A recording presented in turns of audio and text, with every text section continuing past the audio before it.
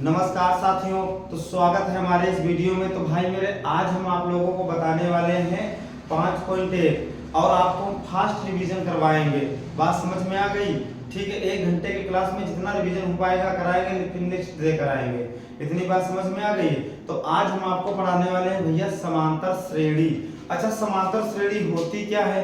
समांतर श्रेणी मतलब एक के बाद एक जैसी संख्याएं आगे जुड़ती जाती है, वो हमारी एक पूरी श्रृंखला बन जाती है, जिसे हम भाई मेरे कहते हैं समांतर श्रेणी कहते हैं। इतनी बात समझ में आ गई?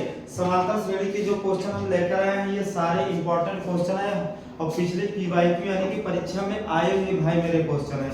यही हम सारे क्वेश्चन आज बताने वाले हैं आपको। ठीक है, तो एंड देखना मत भाई मेरे, भूलना।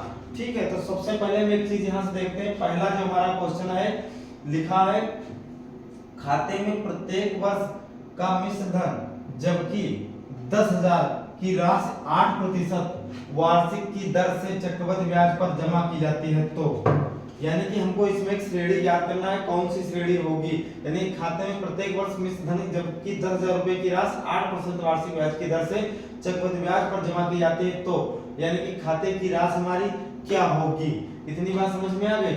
ठीक है, तो सबसे पहले भैया देख लेते हैं, जो जबकि राशि हमारी जमा की जाती है, तो जमा की वाली जो हमारा मूलधन होता है भाई, जितनी हम राशि जमा करते हैं दोस्तों, वही तो हमारा मूलधन होता है। तो मूलधन बराबर हमारा कितना है? 10,000। बात समझ में आ गई? मूलधन भाई कितना है? 10,000। हमने एक बैंक में गए और बैंक में हमने राशि जमा कर दी, तो जो बैंक में हमने राशि जमा कर दी उसकी राशि कितनी है? 10,000 है। अब कह रहा है कि 8% है, तो भाई मेरे दर हमारी क्या हुई? तो दर हमारी 8% हुई है। 8% वार्षिक कह रहा है, तो समय हमारा बराबर, जो भाई समय हुआ 1 वर्ष हुआ, क्योंकि वार्षिक कह रहा है यानी कि प्रति वर्ष कितने साल तक? 3 वर्षों तक। इतनी बात समझ में आ गई? तो यानी कि शर्त नंबर जो पहली है भाई मेरे, यानी कि केस नंबर जो 1 है, शर्त नंबर फर्स्ट है, तो पहली राशि कितनी जमा होती है भाई? पहले वर्ष हम 10,000 रुपए जमा करते हैं। बात समझ में आ गई? ये पहली राशि हो गई। अब जब हम दूसरे वर्ष जमा करेंगे, दूसरे वर्ष, तो दूसरे वर्ष की जो राशि हमारी होगी, यानी कि इसका सूत्र लगता है मूलधन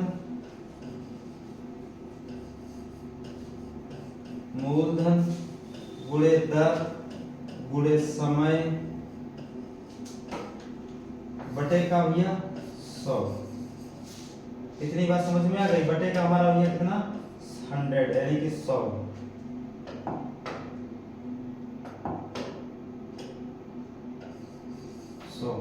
ठीक है, इतनी बात क्लियर हो गई? तो सबसे पहले मूलधन भैया हमारा देखते हैं। मूलधन हमारा कितना है? 10,000 है।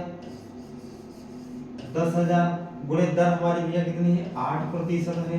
समय हमारा 1 वर्ष है, बटे का 100 है। 2 जीरो से 2 जीरो हमारे भैया कैंसिल हो गए। अब 100 को हम जब 8 से गुणा करेंगे तो यहाँ पर हमारा 800 प्राप्त होगा। यानी कि जो दूसरे वर्ष हमको ब्याज भाई मेरे मिलेगा, वो कितना मिलेगा? 800 मिलेगा। बात समझ में आ गई? और एक बात हम आपको बता दें, साधारण ब्याज और चक्रवृद्धि ब्याज में भाई मेरे अंतर होता है या नहीं होता? देखो, साधारण ब्याज जो होता है 1 वर्ष का कोई अंतर नहीं होता है, लेकिन दूसरे वर्ष जब साधारण ब्याज का निकालेंगे तो वो ब्याज पे भी ब्याज चलता है। यानी कि चक्रवृद्धि ब्याज जो दोस्तों होता है वो ब्याज पे ब्याज चलता है। यानी कि कहने का मतलब हमारा है, मान लिया जाए हमारे पास 10,000 रुपए है और 1 वर्ष का हमारा ब्याज हो गया 800 रुपए, तो अगली बार जब ब्याज आएगा तो 10,800 का आएगा और फिर वो ब्याज उसमें जुड़ ऐड हो जाएगा, तो अगली बार दूसरे का आएगा। इतनी बात भाई मेरे समझ में आ गई? यानी कि जो चक्रवृद्धि ब्याज होता है वो ब्याज पर भी ब्याज लगता है, हम ब्याज को भी जोड़ करके तब हमारा फिर ब्याज निकालते हैं। बात क्लियर हो गई? तो ये हमारा भैया 800 हो गया। तो पहले वर्ष का जो हमारा था कितना था भैया? 10,000 था। 10,000 प्लस 800, यानी कि यहाँ से जो निकल करके आया है 10,800 निकल करके आया है। इतनी बात समझ में आ गई? अब हम जब दूसरी वर्ष निकालेंगे, यानी कि तीसरे वर्ष, दूसरे वर्ष तो निकाल चुके हैं, तीसरे वर्ष, जब तीसरे यानी कि केस नंबर 3 पे पहुंचेंगे, तीसरे वर्ष पहुंचेंगे, तो भैया सूत्र हमारा फिर वही लगेगा। तो लेकिन 10,800 पे हमारा निकलेगा। 10,800 गुणे 8% बटे का 1 इंटू 100।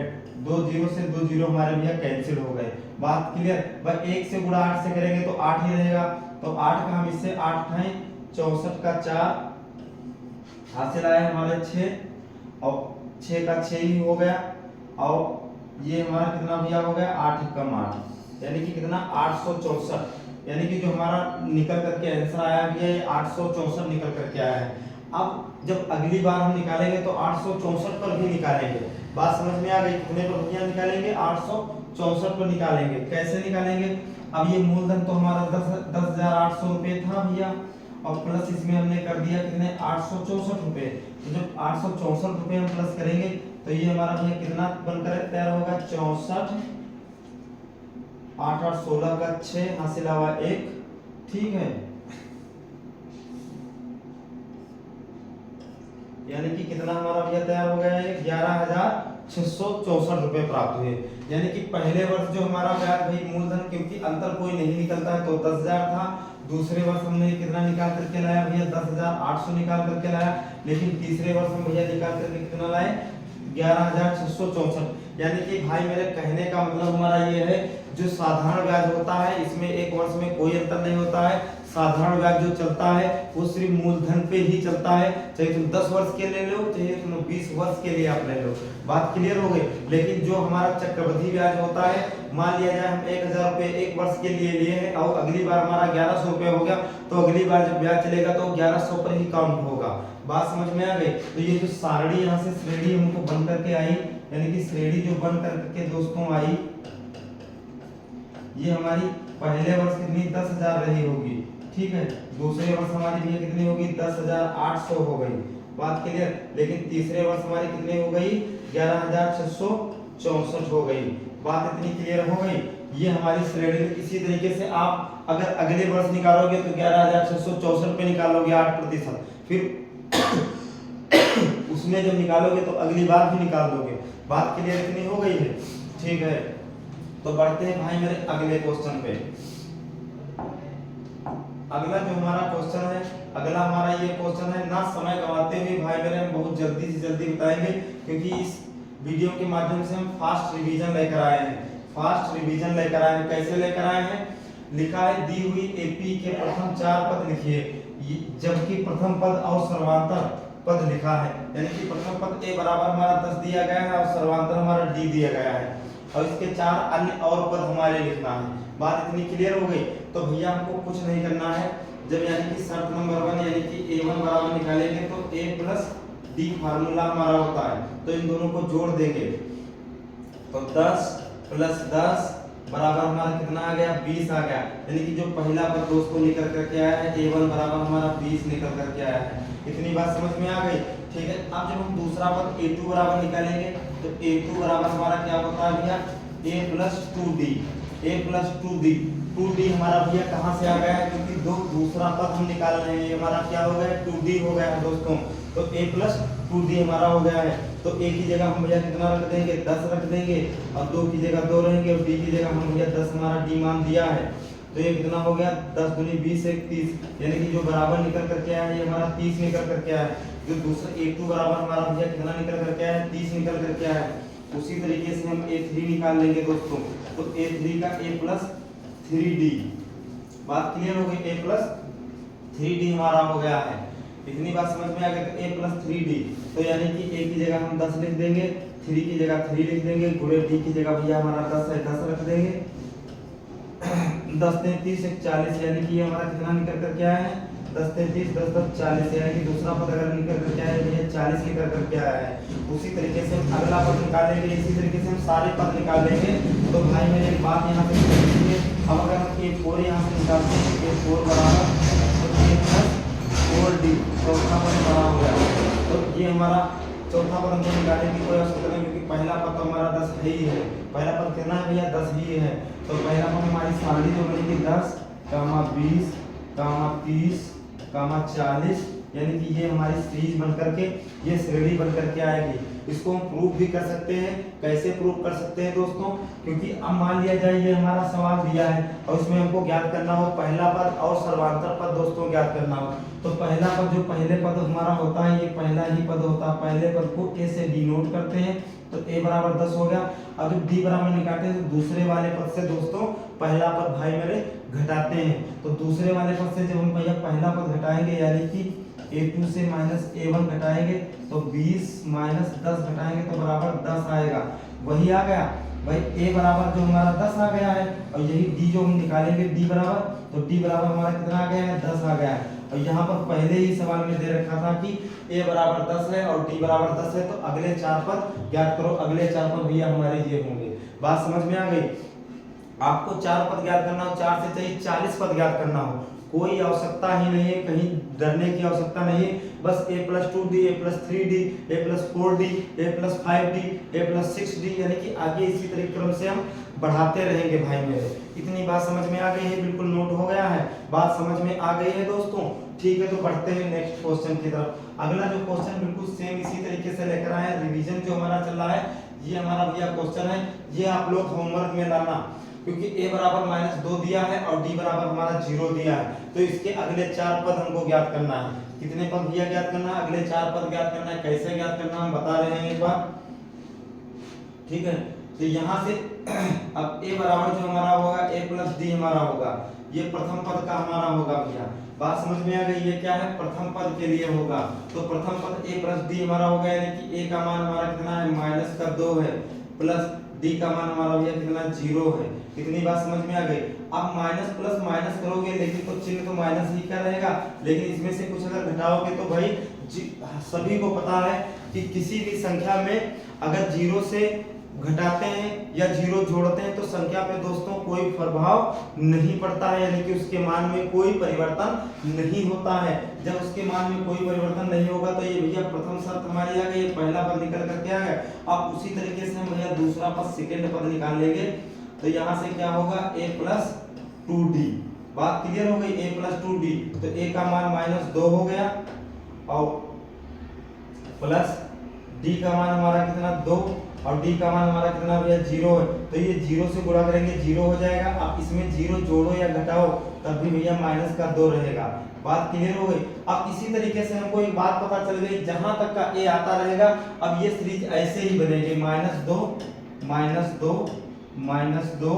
और -2 ही बनती चली जाएगी। चाहे इनको 4 पद ज्ञात करना हो, चाहे भाई दोस्तों हमको 4 से 40 पद ज्ञात करना हो। बात क्लियर हो गई? सवाल समझ में आ गया? हम पूरा नहीं लगाए हैं, लेकिन इतना ही मैं आपको समझा दिए हैं कि आपको कैसे लगाना है।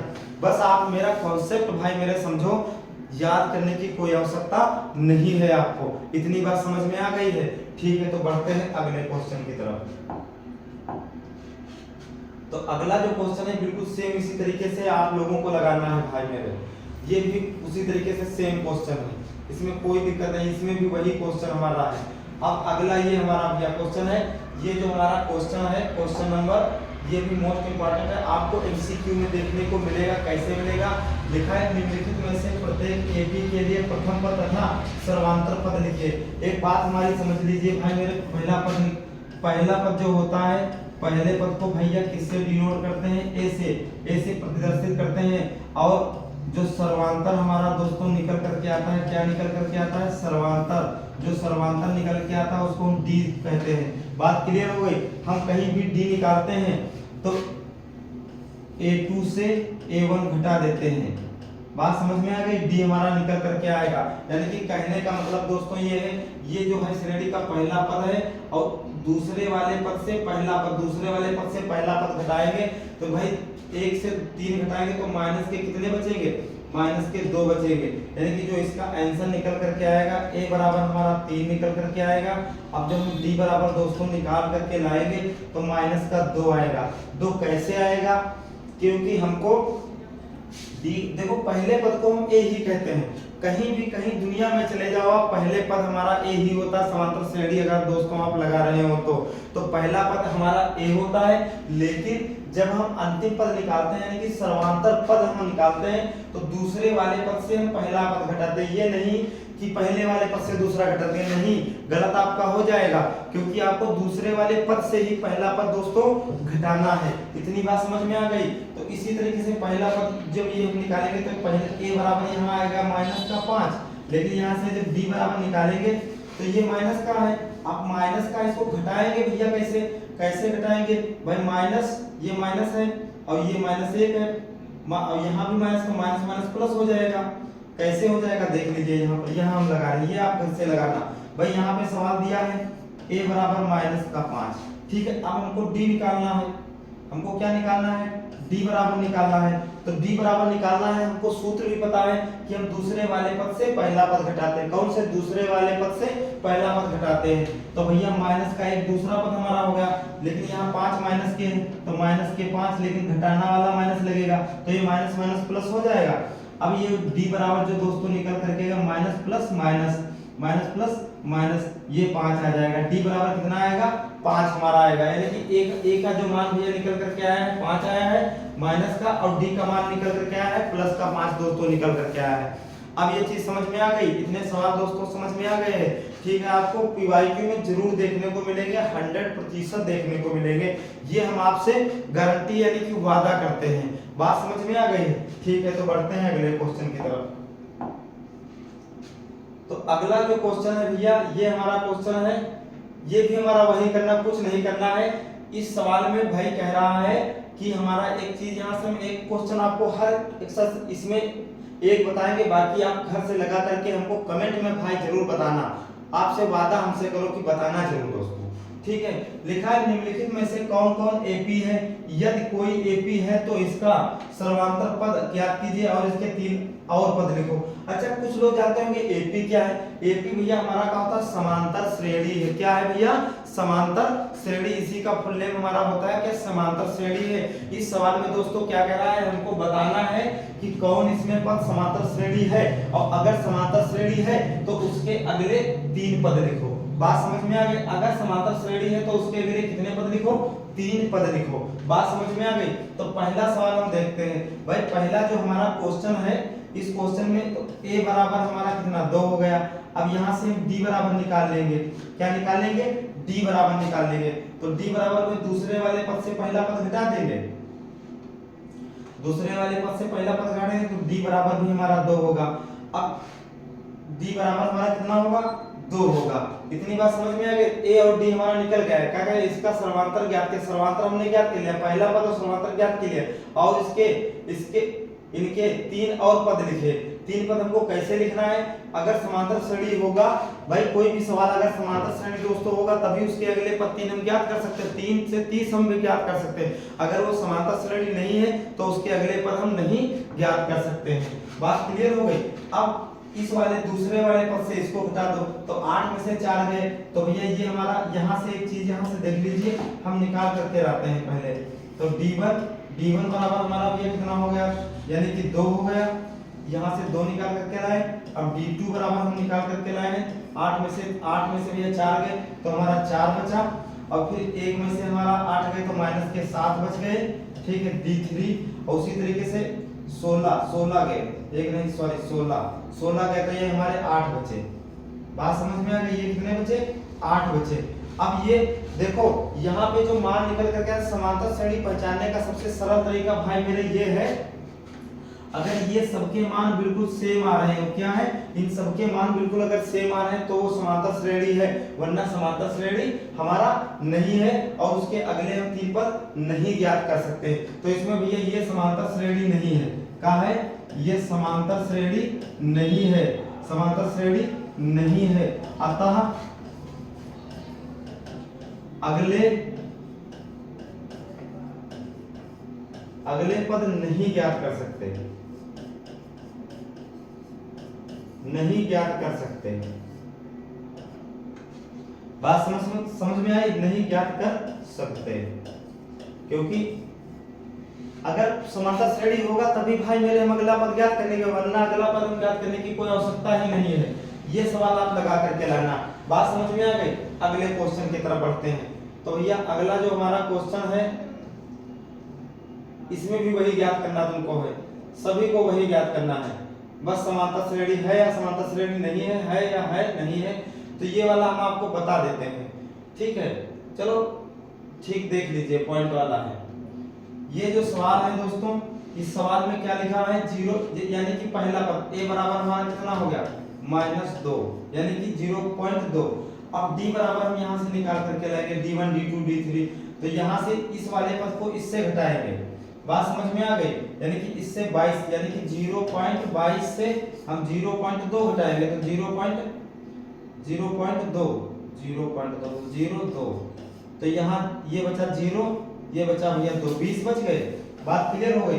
अब उसी तरीके से हम इसको घटाएंगे तो यहाँ भैया 0.222 से कितना घटाएंगे 0.22 यानी कि 220। ठीक है,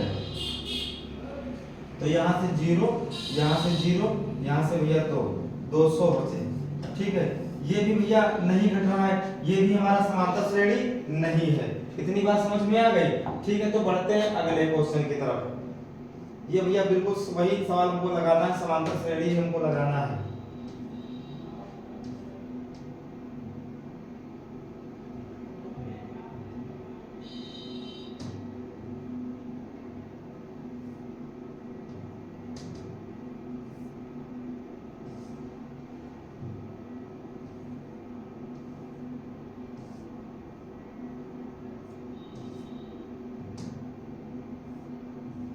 ठीक है, ये भी हमारे क्वेश्चन वही है, हमारे सारे चीज बताना हमको। अगर समांतर श्रेणी है तो बताना है, नहीं है तो भी बताना है। ये वाला भैया सवाल देख लीजिए, ये भी तुम्हारा है। पहला पद ए होगा, इससे घटाएं तो दूसरा पद भी ए होगा, इससे इसको घटाएंगे तो अब ये चीज देख लीजिए, ये समांतर श्रेणी है। इसके हम अगले 4 पद ज्ञात कर सकते हैं। कैसे ज्ञात कर सकते हैं भाई? पहला पद हमारा कितना ए हो गया, अब दूसरे वाले पद से पहला पद घटा देंगे तो यहाँ पर भी हमारा a2 बराबर भी हमारा कितना आ जाएगा, यानी कि d2 बराबर भी कितना आ जाएगा, a आ जाएगा। अब यहाँ a3 से a2 घटाएंगे तब भी हमारा a बचा, ये भी हम इसी तरह घटाएंगे तो a बचेगा। अब इसमें हम जब अगले पद भैया ज्ञात करेंगे d3, उसी तरीके से d4, यानी कि इसमें a सम में आ गया। यानी कि जब हमारे कहने का मतलब ये चीज ये समांतर रेखा यानी कि बिल्कुल सेम आ जाए तो ये भैया क्या होता है, समांतर श्रेणी होता है। क्या होता है? समांतर श्रेणी होता है। बात क्लियर हो गई? ये समांतर श्रेणी होता है। इसके अगले पद ज्ञात किए जा सकते हैं। कैसे? अब a4 में हम एक और जोड़ देंगे a। बात समझ में आ गई? तो क्या हो जाएगा a5, उसी तरीके से a6, a7, a8, a9, a10 हमारा चलता रहेगा।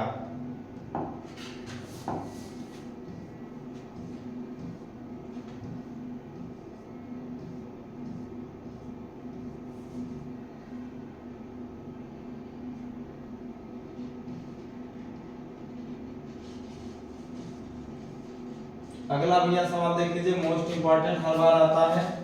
ये जो क्वेश्चन हमारा है भाई मेरे, ये एमसीक्यू में दिया गया क्वेश्चन है, कुछ नहीं करना है। इसमें है लिखा है AP बराबर 10 7 4 डॉट डॉट का 30वां पद ज्ञात करो। अच्छा, 30वां पद ज्ञात करना है तो यहाँ से पहले निकालेंगे a बराबर हमारा 10 हो गया। अब d बराबर हम निकालेंगे तो -3 आ जाएगा। कैसे -3 आएगा? क्योंकि 7 में से 10 घटाएंगे। हमने अभी आपको बताया है कि जब हम कभी भी सर्वांतर निकालते हैं तो दूसरे वाले पद से भाई मेरे पहला पद ही हम घटाते हैं। अब यहाँ से सूत्र जो an बराबर a प्लस n-1 d सूत्र लगेगा। तो an यानी कि 30वां पद an 30 बराबर a का मान भैया 10 प्लस n का मान हमारा यहाँ से कितना है, क्योंकि हमको 30वां पद ज्ञात करना है तो n बराबर 30 ही तो है। तो 30 -1 d का मान भैया कितना है, -3 है। तो a 30 बराबर 10 प्लस घटा देंगे तो कितना 29 दिया भैया कितना हो जाएगा हमारा 29 यहाँ जाएगा 29 गुणे 3, तो इसको गुणा कर देंगे भैया तो 10 प्लस 3 9 27 के 7 और 3 9 6 7 1 8। ठीक है, लेकिन ये माइनस का चिन्ह यहाँ पे आ जाएगा क्योंकि ये माइनस का हमारा चिन्ह रहेगा भैया। ये माइनस का चिन्ह कैसे रहेगा? क्योंकि ये माइनस का है और ये माइनस का है तो माइनस प्लस, अगर प्लस का गुणा माइनस में कर रहे हो तो वही माइनस प्राप्त होगा। तो ये अब माइनस हो गया तो इस भाई अब घटा देंगे तो यहाँ से कितना बचेगा, माइनस के 77 बचेगा। कितना बचेगा? माइनस का 77 बचेगा। बात क्लियर होगी? तो माइनस का 77 ऑप्शन नंबर सी है हमारा बिल्कुल राइट आंसर है। अगला क्वेश्चन देखते हैं। अगला जो भैया क्वेश्चन है बिल्कुल सेम इसी तरीके से है। कह रहा है कि AP बराबर क्या कह रहा है, AP बराबर -3, यानी कि जो पहला पद है तो a बराबर -3 है। अब d बराबर हम इससे भी निकाल लेंगे भैया। तो d बराबर यहाँ निकालने का तरीका आप देख लो। यहाँ निकालने का तरीका क्या है, जब d बराबर निकालेंगे तो दूसरे वाले पद से पहला पद घटाएंगे तो दूसरा पद भैया कितना है 1/2, 1/2 से -3 घटाएंगे तो जब -3 घटाए -1/2 से हम -3 घटाएंगे तो -3, ये माइनस प्लस होगा, कितना घटाएंगे 3 घटाएंगे तो 3/1 मान लेंगे। ये भी इसका लासा ले लेंगे, 2 रहेगा, 2 का कितना 1 गुना है तो 1 है, प्लस ये कितने गुना है 1 का 2 गुना तो ये 3 गुना 6 हो जाएगा। अब माइनस प्लस माइनस हमारा होगा तो -5 प्लस 2 यानी कि माइनस का प्लस 5/2 जो d बराबर हमारा निकल करके हो आएगा, ये हमारा 5/2 निकल करके आएगा। इतनी बात समझ में आ गई, कितना निकल के आएगा 5/2 हमारा निकल करके आएगा। अब हमको कुछ नहीं करना, 11वां पद याद करना है तो an बराबर a प्लस n-1 और d, इसी फार्मूले से भाई मेरे लगा लोगे, पूरा आंसर आपको सटीक आ जाएगा। कमेंट करके दोस्तों जरूर बताना, हम जो बताते हैं आप लगा करके कोई कमेंट नहीं करते हो ना बताते हो कि कौन सा क्वेश्चन आया है कौन सा क्वेश्चन नहीं आया है। ठीक है, अगला क्वेश्चन देखते हैं।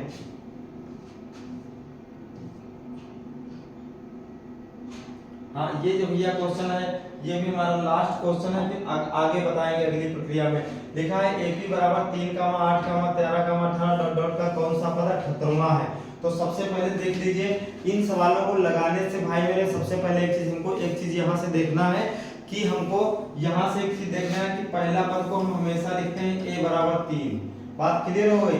अब जब हम d बराबर निकालेंगे दोस्तों तो दूसरे वाले पद से पहला पद घटा देंगे तो d बराबर हमारा 5 आ जाएगा। अब कह रहा है डॉट डॉट का कौन सा पद 78वां है, यानी कि इसको n मान ले, SN मान लेंगे। क्या मान लेंगे भैया, SN मान लेंगे। तो SN यहाँ से SN बराबर हमारा कितना हो गया 78वां। तो ये जो सूत्र लगेगा SN बराबर, भाई जो सूत्र लगेगा SN बराबर a प्लस n-1 और d, हम यही सूत्र लगाएंगे। बात क्लियर होगी, हम कौन सा सूत्र लगाएंगे, यही सूत्र से हम आंसर ले आएंगे। तो SN बराबर हमारा भैया कितना 78 है, a का मान कितना भैया 3 है, प्लस n का मान हमको निकालना है -1 और d का मान हमारा भैया कितना है 5 है। बात क्लियर हो गई, यानी कि इन सबके मान हमने सबको रख दिया, पुट करके रख दिया है, क्योंकि a की जगह हमने a रख दिया। भाई n का मान हमको निकालना है तो n का मान रखने की कोई आवश्यकता ही नहीं, -1, d की जगह हमने 5 रख दिया, क्योंकि यहाँ से हमने देख लिया था कि a बराबर पहला पद है तो a 3 है, d बराबर हमारा 5 है और SN बराबर जो हमारा भैया कितना है 78 है। अगर कहीं पर कह रहा है कौन सा पद 78वां है तो n बराबर ही निकालना, आपको भाई मेरे पहचानना पड़ेगा कि इसमें क्या निकालना है क्या नहीं निकालना है दोस्तों। ठीक है, तो 78 बराबर 78 ये 3। अब ये जो भैया हमारा हो गया होगा यहाँ से, एक सेकंड देख लीजिए, हम यही चेंज करवा देते हैं। यहाँ कैसे भैया चेंज कराएंगे देख लीजिए। अब जब ये इधर लाएंगे तो यानी कि यहाँ का हो जाएगा 78 - 3, क्योंकि ये संख्या इधर चली जाएगी, भाई इसमें जा नहीं सकती क्योंकि अचर वाला आ जाता है, ये अचर पद हमारा है तो अचर पद में ही तो जाएगा। तो बराबर अब ये हमारा कितना हो गया n-1 और 5। ठीक है, ये 5 को भी हम यहाँ ला सकते हैं, तो पहले घटा दो, यहाँ पर भैया होगा 75 बराबर n-1 और ये हमारा 5। अब SN बराबर बाहर निकालेंगे तो n-1 बराबर बाहर लाएंगे तो ये हमारा कितना हो जाएगा 75/5। तो 5 एकम 5, 5 25 यानी कि 15 हो गया। तो यहाँ से निकल करके भैया क्या है n-1 बराबर 15 निकल करके आया है। तो जो अब यहाँ चर भैया देख लेंगे तो ये संख्या इधर जाएगी, माइनस की है तो काहे की हो जाएगी, तो भैया n बराबर हमारा कितना हो जाएगा 15 + 1 बराबर n बराबर कितना हो जाएगा 16 हो जाएगा।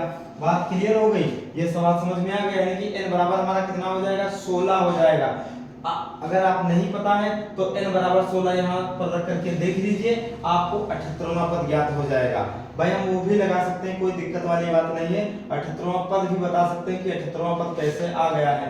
कैसे आ गया है देख लीजिए, हम एक बार प्रूव करके भी बता सकते कि n बराबर 16 रखते हैं तो SN बराबर यहाँ SN बराबर हमको मान लिया निकालना है तो a की जगह हम भैया कितना रखेंगे, a की जगह हम a ही रख देंगे, यानी कि यहाँ से जो जितना होगा a बराबर 3 है, प्लस n की जगह हमने 16 रख दिया, -1, d की जगह भैया हमने कितना 5 रख दिया, हमको 78 लाना है।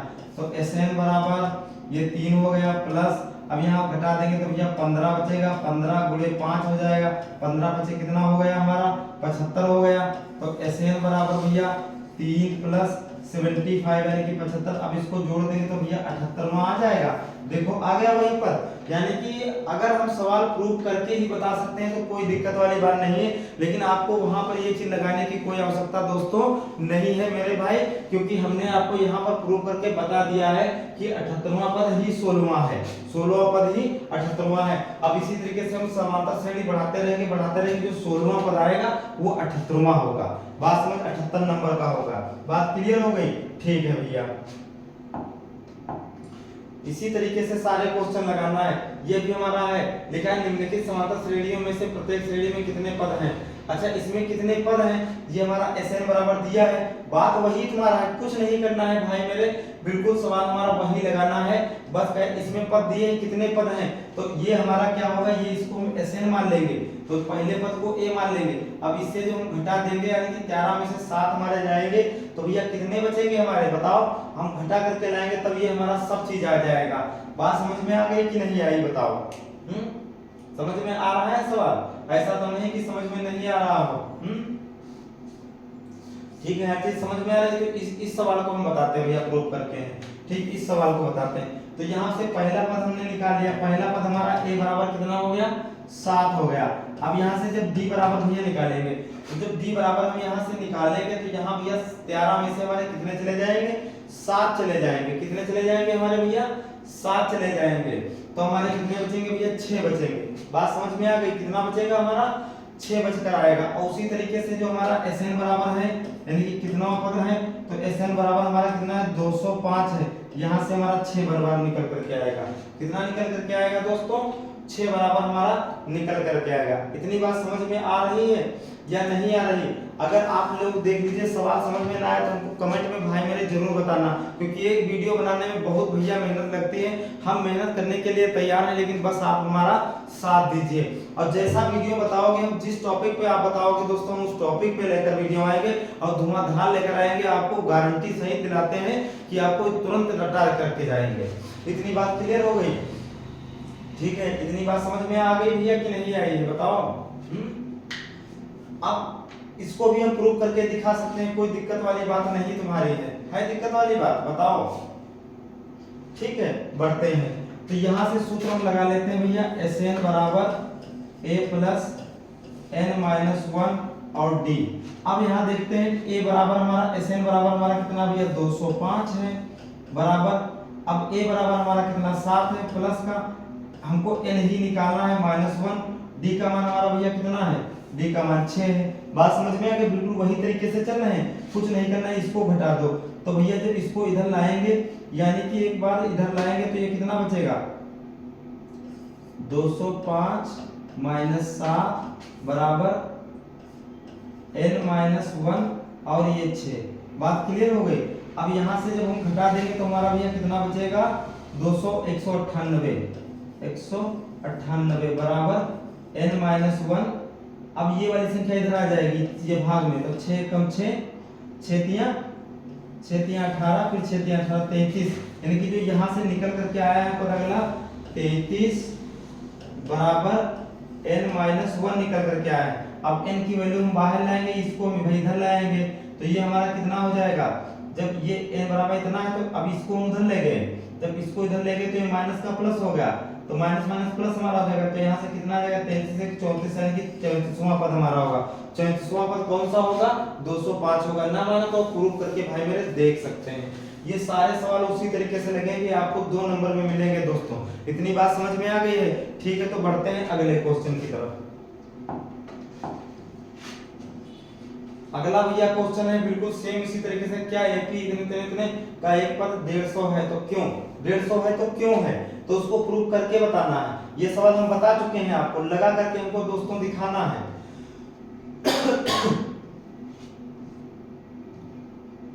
ठीक है, तो भाई मेरे मिलते हैं अगले वीडियो में। अब यहीं से हम अगले बार मिलते हैं, जो हम अगला टॉपिक लेकर आएंगे इसी समांतर श्रेणी का सेकंड पार्ट लेकर आएंगे। तब तक के लिए